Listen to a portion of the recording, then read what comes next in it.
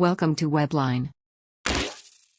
शौशुन लुलू से कहता है कि जियान कहाँ पर है, तो लुलू उससे कहती है कि वो तो चली गई है, क्यों तुम्हें उसका कुछ काम था? तो शौशुन कहता है कि हाँ, वो अपनी नोटबुक यहीं पर ही भूल गई है, कोई बात नहीं, मैं उसे दे दूंगा।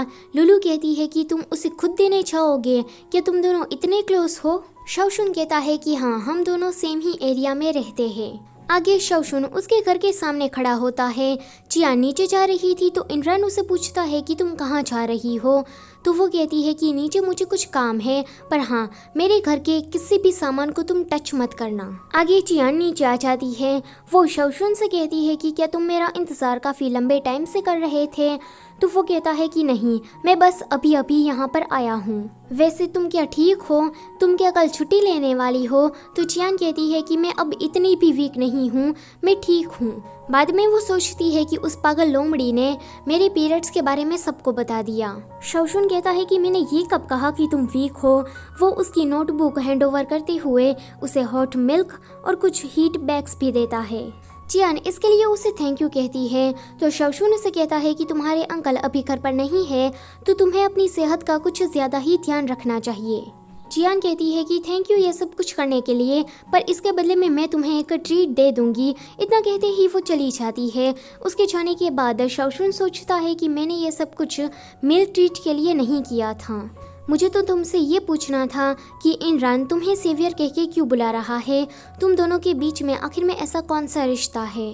जियान अपने घर पर वापस आ जाती है। उसके घर में कोई नहीं था, तो वो सोचती है कि वो पागल लोमड़ी यहाँ से कहाँ चला गया। उसे ऊपर से कुछ आवाज़ आती है, तो वो वहाँ पर देखने के लिए जाती है। इमरान ने उसके पजल को गिरा दिया था। ये देखकर वो कहती है कि पागल लोमड़ी, तुमने ये क्या किया? इमरान कहता है कि सॉरी, मैंने ये जानबूझकर नहीं किया है।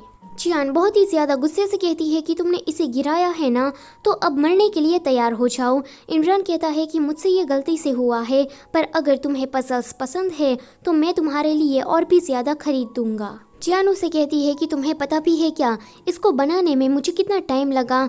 मैंने घंटों तक बिता दिए इसको बनाने में, पर फिर भी पूरा नहीं हुआ, और तुमने इसे 1 सेकंड के अंदर ही गिरा दिया। इमरान कहता है कि देखो, टाइम की बात नहीं है, अगर तुम चाहती हो तो मैं तुम्हारी इसमें मदद कर सकता हूँ।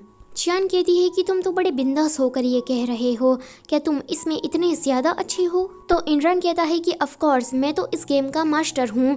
जियान कहती है कि ये 29 पीसेस का पजल है, तुम्हें इसे 5 मिनट के अंदर सॉल्व करना होगा।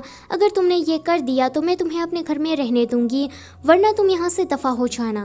इमरान कहता है कि मेरी सेवियर, ये क्या बात हुई? तुम मुझे इतना कम टाइम दे रही हो?